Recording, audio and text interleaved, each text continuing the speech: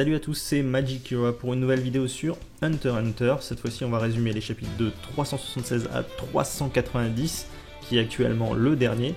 Alors vous le savez, dans ces chapitres-là, il y a énormément d'informations, ce qui fait que c'est parfois difficile de faire le tri tant qu'on n'a pas la globalité de l'arc. Mais voilà, j'ai essayé de faire ce que j'ai pu. Et je vais faire une nouvelle vidéo prochainement sur l'enfance de Kurapika et d'Hisoka. Et puis ensuite on verra quand on aura du nouveau contenu, je ferai peut-être encore une fois une vidéo résumée des 10 prochains chapitres. Voilà, on va démarrer avec le 376. Chapitre 376. Le 9e prince Arkenberg se rend devant le garde au passage de la zone VVIP pour parler avec le roi, mais il ne peut pas passer et ne réussit qu'à laisser une lettre. Il dit qu'il reviendra tous les jours jusqu'à ce qu'il obtienne un entretien avec son père. Dans une salle faisant office de tribunal, le juge en chef Cléopatro doit délibérer quant aux différends entre le premier prince et la deuxième prince Camilla. Balsamilco et un soldat de la deuxième prince sont les avocats et chacun tente de faire inculper l'autre. Finalement, les deux princes seront assignés dans la zone VVIP jusqu'à ce que le garde du premier prince Musée ne soit retrouvé. Cléopatro va assigner un garde à chaque prince. Avant de mourir, Musée avait eu le temps de toucher Camilla afin de remplir la condition de sa capacité. Benjamin peut maintenant voir Camilla à n'importe quel moment puisqu'il a hérité du pouvoir de Musée. Dans la suite 1014, Nyuan, garde de Tserinich ayant précédemment provoqué Kurapika, est retrouvé mort dans les toilettes. Les gardes participant aux cours sur le naine s'énervent et pensent que tout ça n'est qu'un piège pour les tuer les uns après les autres. Le Hunter Belereinte calme la situation et réussit à faire continuer les séances. Il demande ensuite à Kurapika s'il peut emprunter Bill pendant un moment. Ils se rendent en fait devant la suite 1013 du prince Marayam et font semblant de discuter. En réalité, Belereinte, ne pouvant plus rentrer à cause de la bête de naine protectrice du prince, se place devant la porte pour donner des informations à l'intérieur. Dans la suite 1010, la 10e prince Kacho demande à Senritsu de l'aider dans ses études. Elle communique en secret avec Senritsu grâce à un dispositif impossible à entendre par les adultes, un genre de bruit de moustique permettant de faire du morse. Elle envoie Senritsu trouver un deuxième dispositif caché dans la cuisine. Le narrateur nous explique ensuite le principe de la bête de naine protectrice du 3e prince Shorai. Si celui qui est en possession d'une pièce remplit certaines conditions, toutes sortes de capacités se déclenchent. Dans la suite 1011, la porte du Magic Worm réapparaît devant la 11e prince Fugetsu et elle veut à tout prix découvrir l'étendue de ce qu'elle croit être sa magie pour aider sa sœur Kacho à s'enfuir. Dans la suite 1004, le 4e prince Tserinich apprend la mort de Nyuan.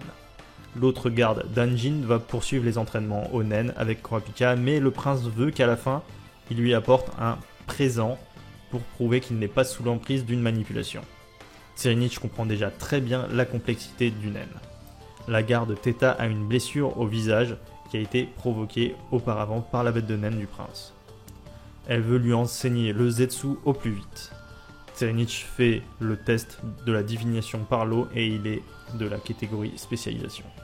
Chapitre 377. Le plan de la 10e prince Kacho et de Senritsu sera mis à exécution lors du dîner de dimanche.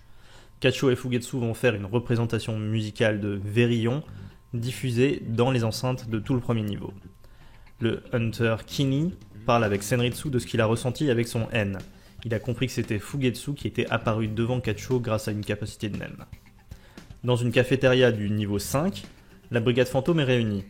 Hirumi en fait désormais partie et ils sont maintenant réduits à 10 membres. Hirumi a rejoint la brigade à la demande de Hisoka qui l'a recruté pour le tuer, mais ne recevra la somme d'argent que lors de la mort de Hisoka. La brigade le recherche, mais n'ont pour le moment pas réussi à le dénicher. Une famille mafieuse avec des tatouages de rose encercle la brigade et ils savent très bien qui ils sont et ce qu'ils ont fait à Yorshin City. Kuroro leur explique leur objectif et leur demande comment se rendre au niveau 1. Le mafieux du clan Shaa ne répond pas et demande à l'un de ses subordonnés d'expliquer la situation à leur boss. Shizuku et Bonorenov vont s'allier à Kuroro pour trouver Hisoka. Ils ne pensent pas être de taille dans un affrontement contre Hisoka. Shizuku va alors se déguiser et Bonorenov se métamorphoser avec son naine. Chapitre 378. On fait la connaissance des familles mafieuses. Le clan Shu est dirigé par Onyor Longbao, demi-frère illégitime du roi, avec Inrigi comme sous-chef. Le clan Sha est dirigé par Broko Lee, un autre demi-frère du roi, avec Oken-Hee comme sous-chef. Ils peuvent communiquer dans le bateau avec des téléphones mobiles. Les deux boss ordonnent à leurs membres de retrouver Hisoka avant la brigade. La chef de la troisième famille mafieuse, le clan Ei, est Morena, fille illégitime du roi. À leur naissance, les enfants illégitimes se font tagader le visage par 2 lames de rasoir, mais sont tout de même autorisés à vivre tant que leur existence reste cachée du grand public. Le clan Ei est au niveau 3 sous l'égide du 4e prince Terinich et leur source de revenus réside dans les transactions illégales avec les niveaux supérieurs.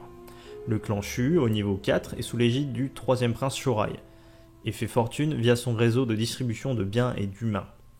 Le clan Sha, au niveau 5, est sous l'égide du 7e prince Lusurus et a la main mise sur toute la marchandise du niveau 5. Morena utilise son naine sur ses 22 subordonnés. En les embrassant, elle active sa capacité Etude of Love, un naine de type contamination qui fonctionne comme un jeu vidéo avec des niveaux dont elle est le membre 0. Le niveau des personnes infectées par le naine de Morena s'incrémente en fonction du nombre de personnes qu'ils ont tuées. Si un membre infecté tue une personne normale, il va gagner 1 niveau.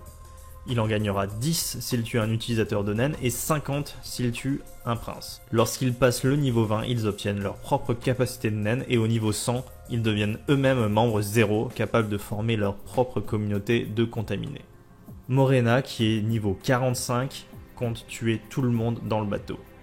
Finks, Feitan et Nobunaga se rendent à l'entrepôt pour récupérer les armes qu'ils ont cachées avec les produits du marché noir. Un des hommes les y amène, mais lorsqu'il tourne un coin, Nobunaga ne le ressent plus avec son N. Ils vont voir et s'aperçoivent qu'il a disparu, puis en retournant sur leurs pas, ils retrouvent son corps par terre avec la gorge tranchée.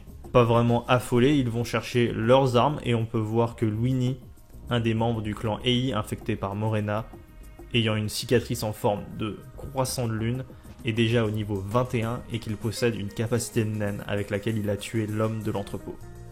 Il semble être un fan de la brigade. Au niveau 3 du bateau, Misaistom se rend sur une scène de crime.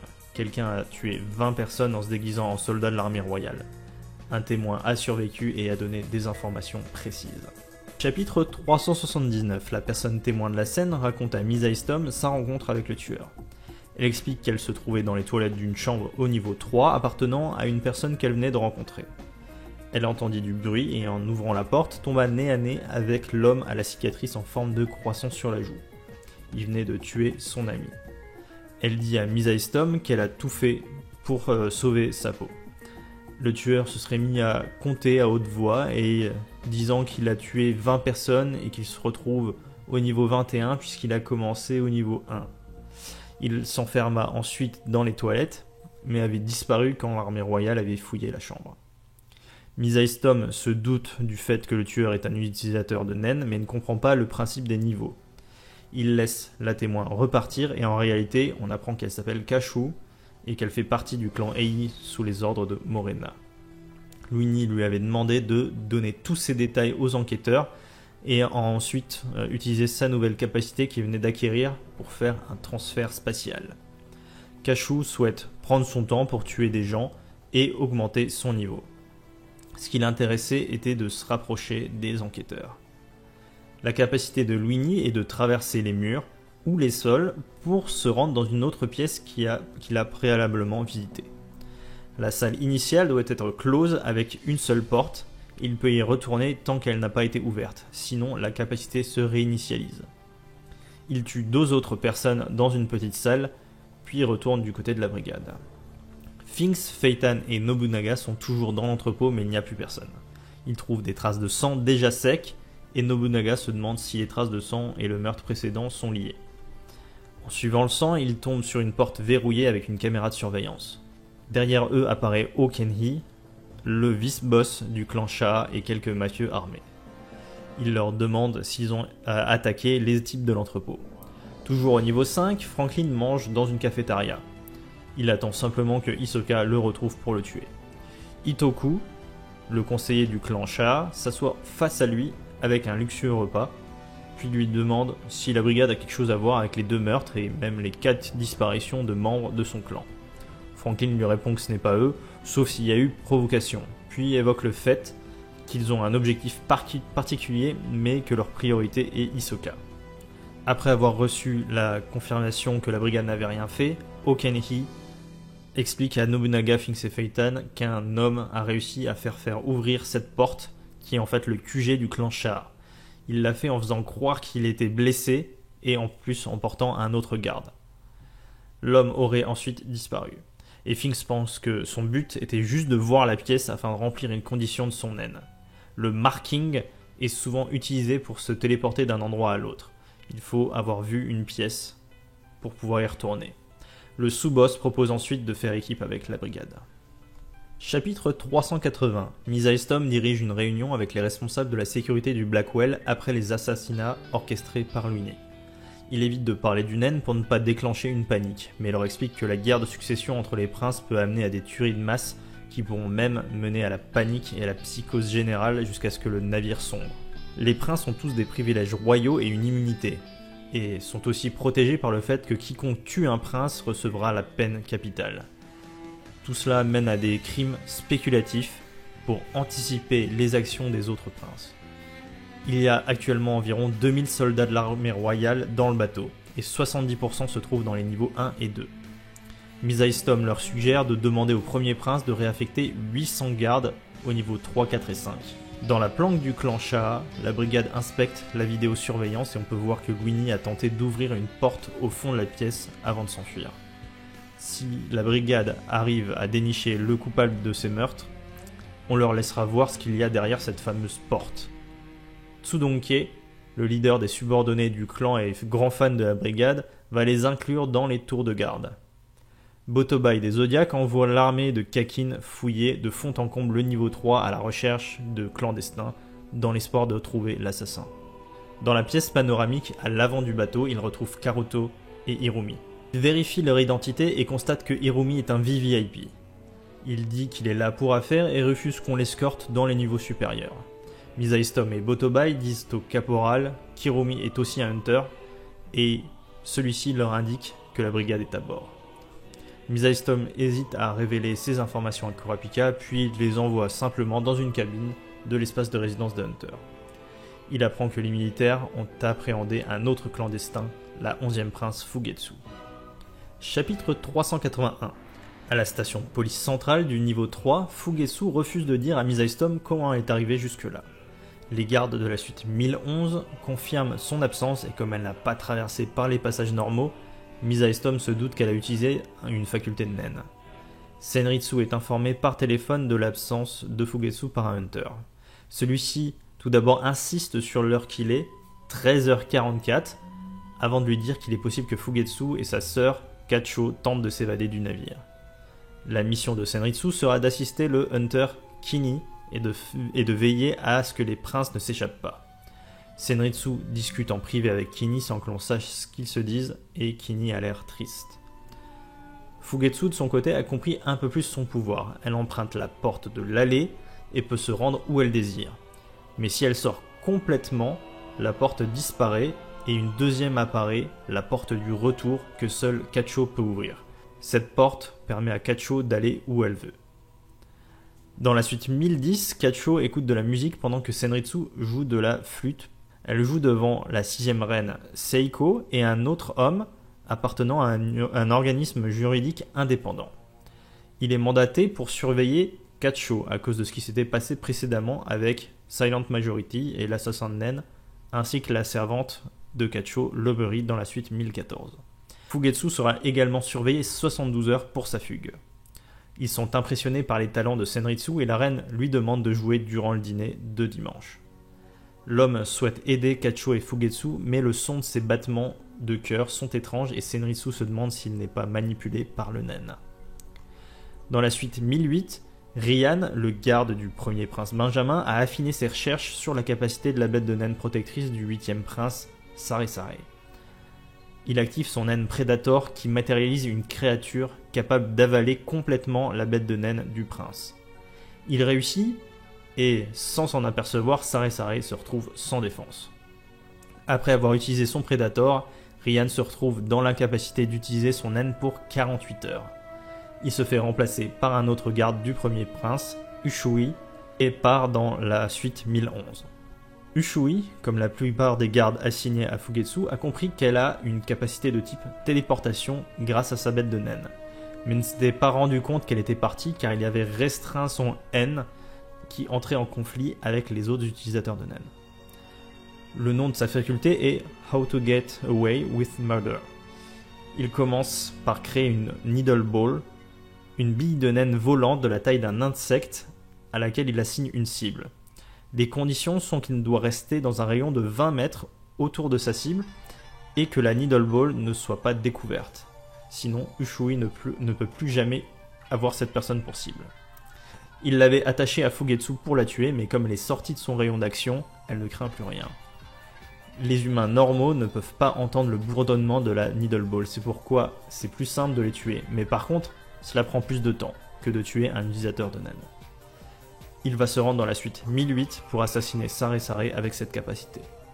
Nous sommes le 5e jour depuis le départ, mercredi à 20h. Il reste 72 heures avant le dîner royal.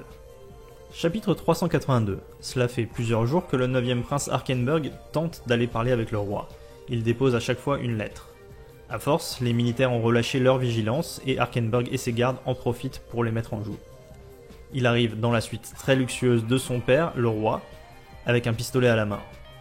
Arkenberg laisse au roi Nasubi la possibilité soit de mettre un terme à la guerre de succession, soit de mourir par sa main. Nasubi lui dit qu'il n'est même plus en mesure d'arrêter la guerre et Arkenberg lui tire dessus. Mais la balle est stoppée devant le visage du roi. Il dit qu'il est aussi impliqué dans cette cérémonie et tant qu'elle n'est pas finie, il ne peut pas mourir. Arkenberg décide de se tirer dans la tête, mais la balle est arrêtée par sa bête de naine protectrice. Il ne peut pas la voir, mais change complètement d'état d'esprit et s'éveille aux naines. Il choisit de participer complètement à la guerre de succession pour pouvoir changer le système lorsqu'il deviendra roi. L'incident n'aura pas de conséquences pour Arkenberg. Dans la suite 1009, Shikaku, le garde du premier prince, se réveille et se rend compte que le tatouage de la plume sur le dos de sa main a disparu. La bête de naine de Arkenberg l'aurait endormi. Arkenberg rentre dans sa suite et enclenche sa nouvelle capacité. Il crée un arc d'aura et lance une flèche. Shikaku utilise sa faculté Cultcept pour se protéger. Il forme un rectangle d'aura qui lui permettrait a priori de voler les capacités aux autres et de les stocker dans des cartes. Mais la flèche de Arkenberg est capable de transpercer n'importe quelle défense. L'un de ses propres subordonnés tombe à terre et son esprit s'empare du corps de Shikaku. Dans la suite 1014, c'est déjà la deuxième fois que Kurapika ressent une explosion d'aura, mais ne sait pas qu'il s'agit de Arkenberg. Dans la suite 1008, le garde du premier prince Ushui a réussi à tuer le 8e prince Sare Sare avec sa Needle Ball sans se faire voir. Le 8e jour, dimanche à 20h, débute le dîner royal. Chapitre 383. Le spectacle du dîner est un peu chamboulé à cause de la mort de Sare Sare, même si, officiellement, il est indisponible pour raison de santé. Il était censé faire un rap qui changerait la face du monde, selon ses dires. Kacho et Fugetsu joueront donc du Vérillon à la toute fin en remplacement. Les premiers, 2e, 4e et 13e princes ne sont pas présents. Dans la suite 1013, Vergei souhaite tant que possible éviter que le 13e prince Marayam ne sorte. Ils vont diviser les effectifs des gardes entre la suite normale et celle créée par la bête de naine protectrice. Biscuit restera avec Marayam, il semble s'être attaché à elle.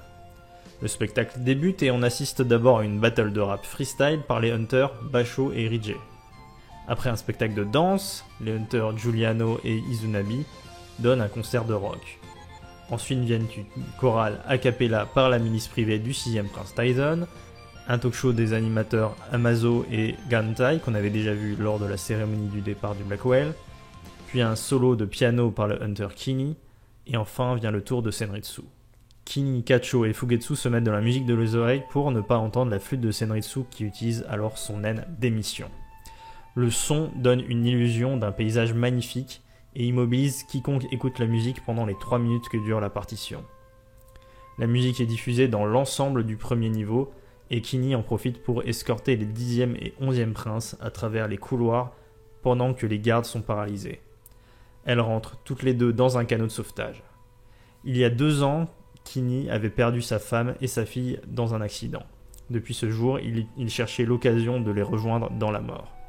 Kinney se suicide avec son arme, ce qui donnera en plus l'impression que l'acte de faire s'évader les princes était de sa propre faute pour que l'association des Hunters ne soit pas mise en cause. Quelques jours auparavant, lorsque Senritsu avait reçu l'appel du Hunter, il avait utilisé le code 13h44. Ça indiquait en fait les mots à retenir dans son message. Le véritable ordre qu'elle avait reçu était d'aider Kacho et Fugetsu à s'échapper. Lorsque le canot de sauvetage est évacué, des mains fantomatiques sortent de partout et les filles paniquent. Il semblerait qu'une force mystérieuse les empêche de quitter le Blackwell. Fugetsu matérialise la porte de l'allée sur le sol de la cabine et rentre dans le conduit, mais la porte se referme. Quelques secondes plus tard, Kacho la rejoint en souriant. Elle décide de retourner dans le bateau et de faire profil bas pour le moment.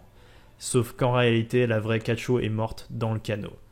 Si l'une des deux sœurs meurt, la bête de naine de Kacho prendra ses traits pour rester auprès de la sœur restante et la protéger jusqu'à sa mort. C'est ce qui s'est passé pour Kacho. Chapitre 384. On a un retour dans le temps la veille du dîner, le samedi à 22h30. Au niveau 5, un homme entre au QG du clan Sha par la porte secrète. Il s'agit de Taao, le vice-boss du clan. Okanei, lui, explique la situation et évoque le naine. L'assassin ayant tué 8 personnes viendrait d'après eux du clan Ei, et le clan Shu aurait aussi perdu dans les 300 membres. Finks comprend que la porte secrète permet de se rendre aux étages supérieurs sans passer par les militaires. Il suppose que c'est l'objectif de l'assassin. Morena s'est récemment approprié le titre de boss du clan Ei. Pour préserver un équilibre entre les mafias, il y a un code de conduite. Les boss règlent entre eux, les conflits pouvant apparaître entre leurs membres, le choix des réparations étant effectué par le boss qui a subi le préjudice. Une décision doit être rendue en 24 heures, sauf dans le cas d'un retard dû à l'absence d'un boss de son territoire. Autrement dit, depuis 2 jours, les membres du clan Ei ont généré un conflit avec les clans Sha et Shu, et Morena n'a toujours pas pris contact avec les 2 autres boss. Elle est censée se trouver au niveau 1 ou 2 du bateau, mais si jamais elle se trouvait au niveau 3, cela déclencherait automatiquement une guerre généralisée des 3 mafias.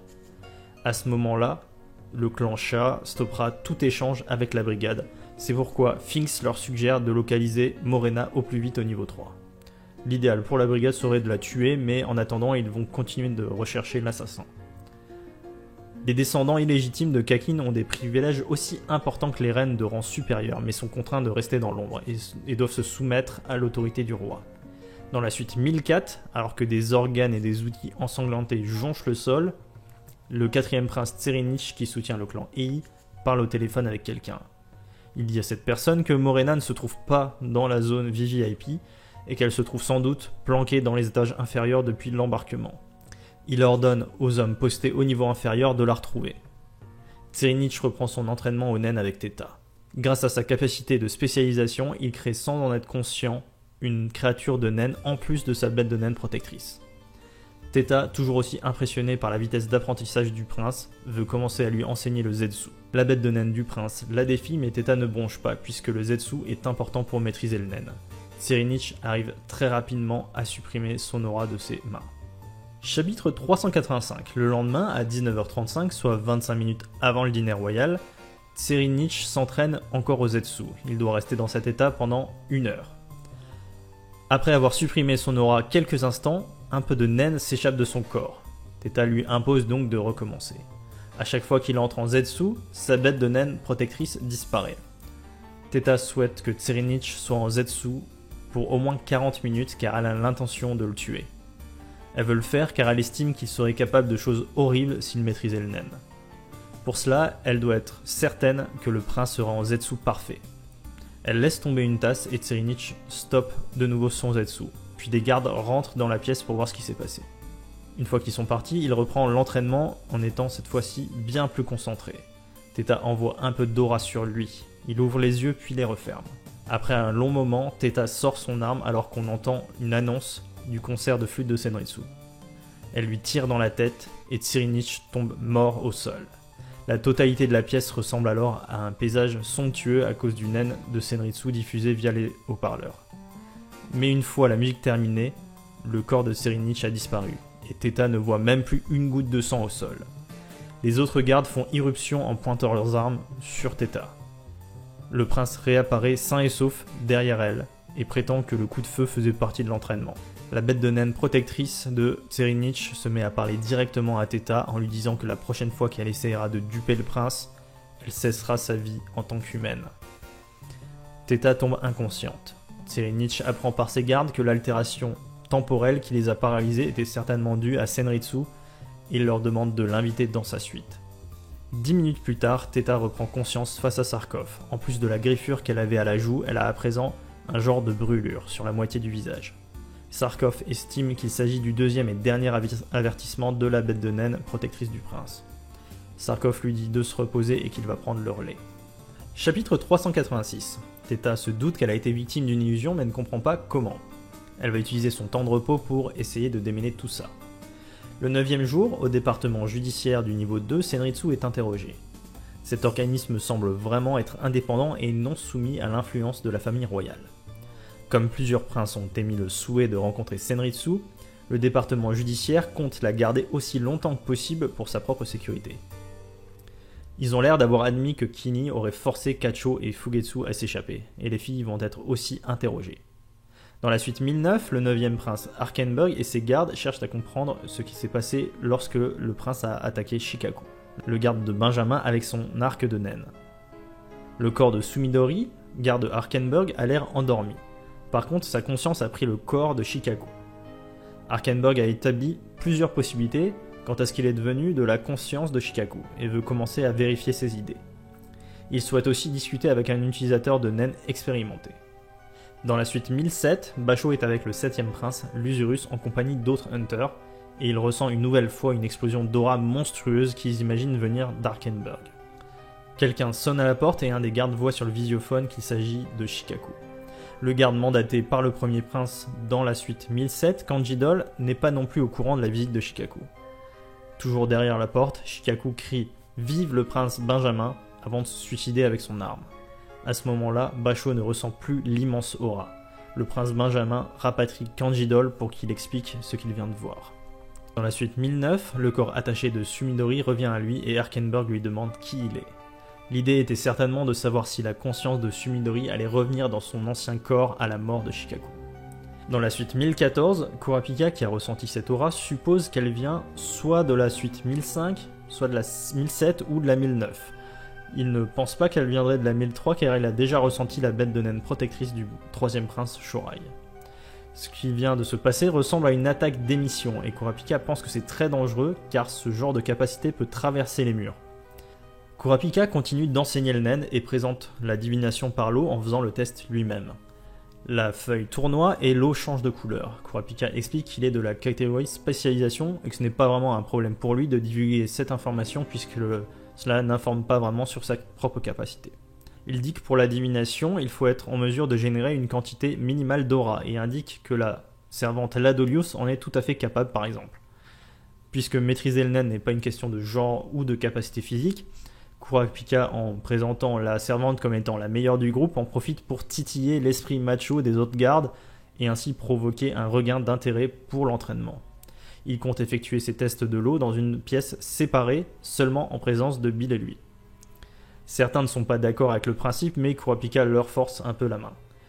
On apprend par la discussion entre Babymaina et Furikov qu'après avoir éliminé la bête de naine de Sare Sare avec son Predator, Ryan a été ensuite assigné à la suite 1005 du 5e prince, Tsubepa. Dans la suite 1004, Tserinich reprend l'entraînement Ozetsu avec Sarkov qui est très surpris que le prince soit déjà capable de maîtriser aussi bien son aura après seulement une semaine. Lorsqu'il aura réussi à passer en Zetsu total en moins d'une seconde, le prince souhaite passer au combat réel avec Sarkov. Chapitre 387, on a un nouveau retour dans le temps 25 minutes avant le dîner royal dominical, mais cette fois-ci du point de vue du 4e prince Tserinich. Au moment où Tserinich a réussi à passer complètement en Zetsu les yeux fermés, il voit comme un brouillage de téléviseur, puis voit dans son esprit une conversation de lui-même de dos vue du dessus avec Theta. Après 10 secondes, son aura revient et il rouvre les yeux. Il parle à Theta qui lui répond étrangement de la même manière que lors de son rêve. Il fait plusieurs essais pour essayer de comprendre sa capacité. Pour résumer, lorsque Tsarevich ferme les yeux en Zetsu complet, il a une prémonition instantanée des 10 prochaines secondes. Après ça, il continue de voir l'avenir avec toujours 10 secondes d'avance, mais le temps aura repris son cours autour de lui. S'il ouvre les yeux, la prémonition se réalisera pour les personnes autour de lui, mais de son côté, Tsarevich sera libre de ses mouvements. Leurs esprits seront manipulés et n'auront pas conscience de ce que fait le prince. Si Tsarevich ouvre les yeux après sa première vision et qu'il maintient son Zetsu complet, il peut à tout moment refermer les yeux pour continuer à voir l'avenir. Lorsque Theta prend son pistolet pour le tuer, il voit cela avec 10 secondes d'avance, il a le temps de passer derrière elle pour ne pas mourir. Peu après, il voit le paysage généré par le naine d'émission de Senritsu avec sa musique. Il n'en croit pas ses yeux et est de plus en plus intrigué par le pouvoir du naine. Il ne sait pas quelles sont les raisons qui ont poussé Theta à vouloir le tuer, mais il s'en occupera plus tard. Il préfère chercher à comprendre toutes les subtilités de ce nouveau pouvoir. Il doit pouvoir se mettre en état de Zetsu en une fraction de seconde et pouvoir le maintenir suffisamment longtemps. Chapitre 388. Kurapika est en train d'éveiller la servante Ladolius Onen, enfermée dans la chambre du prince de la suite 1014. Les 2 gardes du 3e prince et celui de la 2e reine sont postés devant la porte. Les autres gardes sont dubitatifs, ils se fient aux gardes du premier prince Furikov pour leur dire si Ladolius a été manipulée.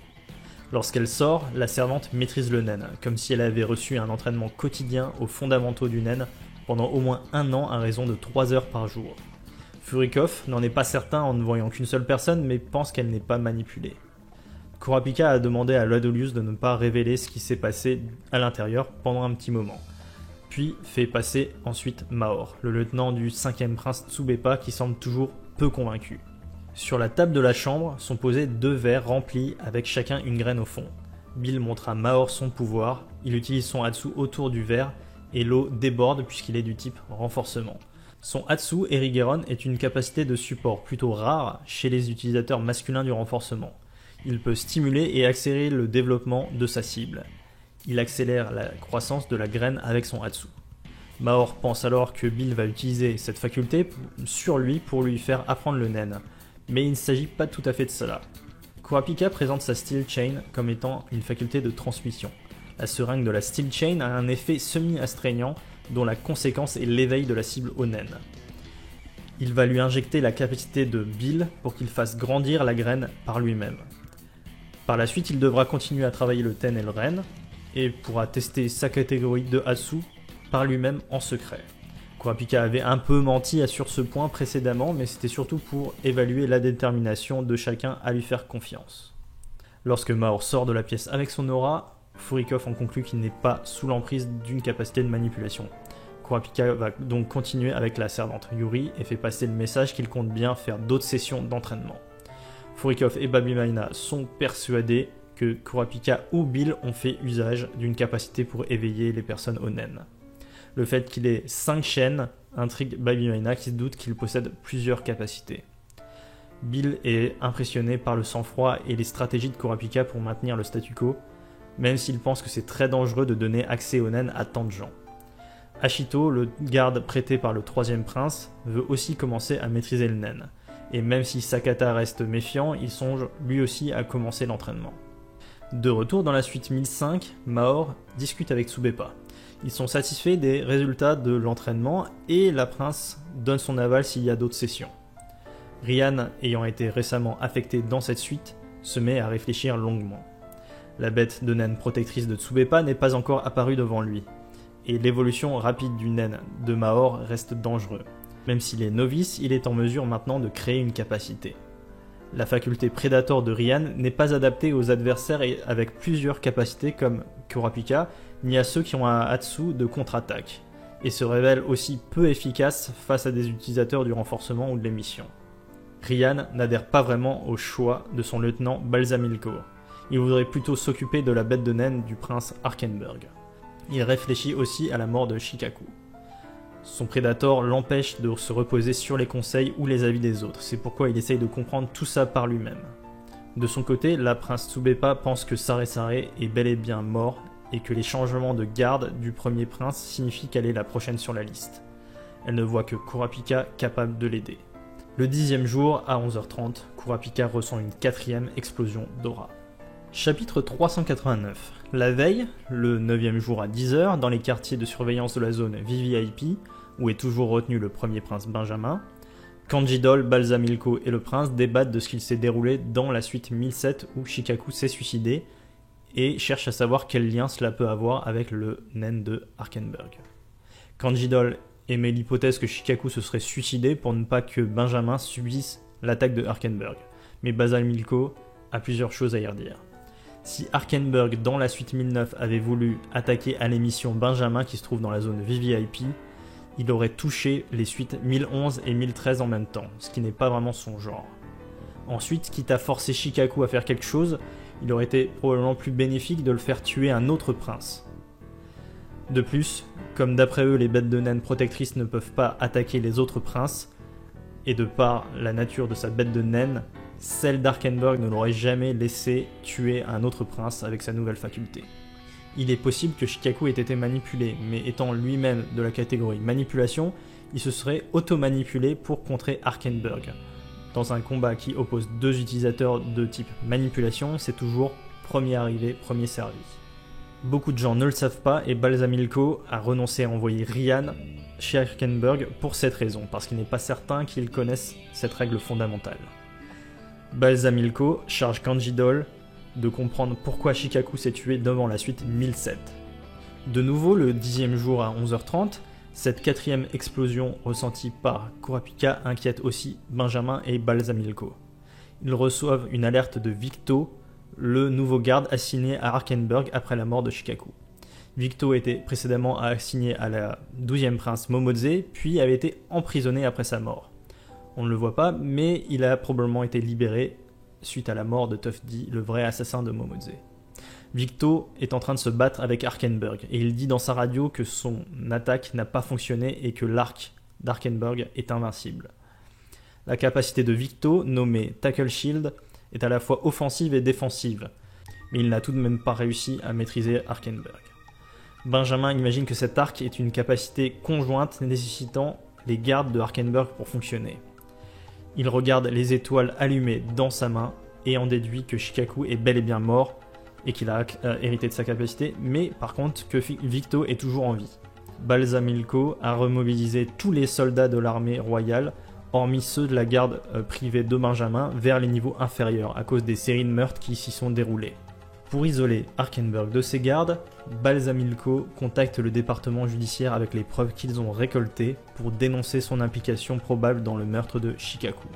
Peu après, l'homme qui étudie avec beaucoup d'attention le livre du voyage vers le Nouveau Monde, Steiner, vient avec des hommes du département judiciaire pour placer Arkenberg en détention jusqu'au procès, loin de sa milice privée. Dans la suite 1006, Izunabi, le maître de Kurapika, rentre dans sa chambre après son tour de cartes. Il y retrouve le hunter Giuliano, qui est une nouvelle fois en train de lire les préceptes de Tyson. Il commence à y prendre goût et à l'apprécier, et il s'attache de plus en plus au 6e prince. Giuliano va la rejoindre, et celle-ci lui a préparé un gâteau d'anniversaire, bien que ce ne soit pas du tout le cas. En réalité, il tombe de plus en plus sous l'effet de la bête de naine protectrice de Tyson. Kanji-Dol est de retour dans la suite 1007. Il suspecte le suicide de Shikaku devant la suite 1007 d'avoir été une diversion manigancée par les gardes de la deuxième reine d'Uazul, dont la finalité est l'assassinat du 7e prince Lusurus en utilisant Maknae, un garde de la milice privée de Lusurus, qu'ils auraient manipulé. Kanji-Dol s'adresse à Basho, qui semble avoir la même théorie.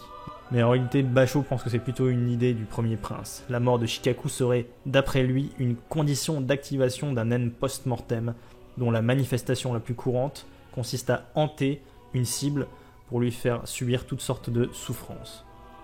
Dans les quartiers de surveillance de la deuxième prince Kamiya, dans la zone VVIP, on apprend que la plupart des membres de sa milice privée ont des naines de malédiction de type post-mortem et qu'ils sont chacun assignés à maudire un autre prince. Ils sont surnommés les Intouchables. Leur capacité est de maudire un prince en portant tous les jours une lame et un objet les connectant à leur cible, puis de brûler l'objet et de boire une mixture de ses cendres bouillies avant de se tuer avec la lame. Dans la milice privée de Kamiya, en plus d'une effaceuse de naines, il y a Fukataki, la chef du personnel de maison, qui semble être aussi la conseillère. Elle dit à la capitaine des gardes Sarael que pour contrer la protection des bêtes de naines protectrices, le mieux serait pour les intouchables de rester auprès de leur cible le plus longtemps possible et de se tuer même devant eux. L'objectif de Sarael est maintenant de se rendre à la prochaine session d'entraînement aux naines de Kurapika pour tuer la 14e prince Wobble. Même si le temps de forger la malédiction fut court en raison de l'âge de Wobble, Sarael pense que ça devrait marcher si elle arrive à la toucher. Dans la suite 1003, Time Story se présente devant son prince Shorai. Il possède maintenant le naine comme tous ceux qui ont participé aux sessions de Kurapika. Le 3e prince lui donne une des pièces générées par sa bête de naine. Lorsque Kovan-Toba, le garde du premier prince, regarde la pièce qu'il a récupérée, celle-ci a changé de valeur. Elle est passée de 1 à 10. Chapitre 390. Kovan-Toba demande à Time Story de lui montrer sa pièce, qui porte elle aussi le numéro 10. Le prince Shorai pense que ces pièces doivent servir de récompenses qui auront des effets particuliers, mais a peur que ce ne soit pas utile lors de la guerre de succession et qu'elle n'atteindra seulement son apogée que lorsqu'il sera devenu roi. Shorai sort de sa suite pour se rendre dans les quartiers du boss du clan Shu, Onyor Longbao. Il lui demande s'il sait quelque chose à propos du naine. Onyor ne le sait pas mais a entendu dire que certaines jeunes recrues seraient détenteurs d'étranges pouvoirs, et il dit au 3e prince qu'il va devoir se montrer patient. En partant, Shorai s'adresse à Onyor mais en pensée, l'appelant père. Onyor contacte Inrigi, le sous-boss du clan Shu. Il apprend que la brigade fantôme s'est associée à eux et que c'est un véritable massacre dans leur rang, les membres du clan Ei de Morena tuant à tout va. Le clan Shu a fouillé le 4e niveau mais n'a pas retrouvé Hisoka, et du coup, Onyor dit à Inrigi qu'il peut laisser la brigade fouiller le niveau également. Onyor lui ordonne d'aller fouiller le 3e niveau pour trouver Hisoka et tant qu'il y est, de tuer Morena s'il la retrouve. Inrigi entre dans une salle pour récupérer 2 de ses membres, Lynch et Zakuro. Ils se rendent tous les 3 au 3e niveau, Zakuro se traînant un pied à perfusion avec des poches de sang, comme s'il était malade. Dans un hall du 3e niveau, 2 membres du clan Ei ont repéré Inrigi et les 2 autres. La femme part pour informer Morena. Inrigi les a aussi repérés et envoie Lynch et Zakuro voir l'homme qui reste. Mais Zakuro se fait trancher à la gorge par un autre membre du clan Ei, avant que Lynch ne se prenne elle-même un coup de pied. Inrigi suit la femme qui s'enfonce dans un couloir gardé par des militaires. Quand il se passe quelque chose dans le secteur, les militaires ne peuvent pas faire semblant de n'avoir rien vu au-delà de 5 minutes. Les membres du clan Ei sont tous enregistrés en tant que civils, ce qui peut compliquer la situation puisqu'ils seront traités comme tels par le département judiciaire. Zakuro utilise sa capacité Bloody Mary pour manipuler son sang sortant de la blessure. Il l'attache à celui qui l'a tranché, puis le fait s'envoler et le fracasse au sol. Sa capacité nécessite une perte de sang, c'est pour ça qu'il transporte avec lui des poches pour se transfuser et il a aussi d'ailleurs du mal à se couper lui-même. Ensuite, Lynch frappe l'autre homme avec sa faculté d'émission Body and Soul. Elle peut faire parler le corps de ceux qu'elle frappe en leur posant des questions sans leur consentement.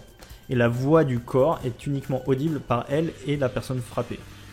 Elle apprend le nombre de membres du clan Ei et les bases de la capacité de Morena.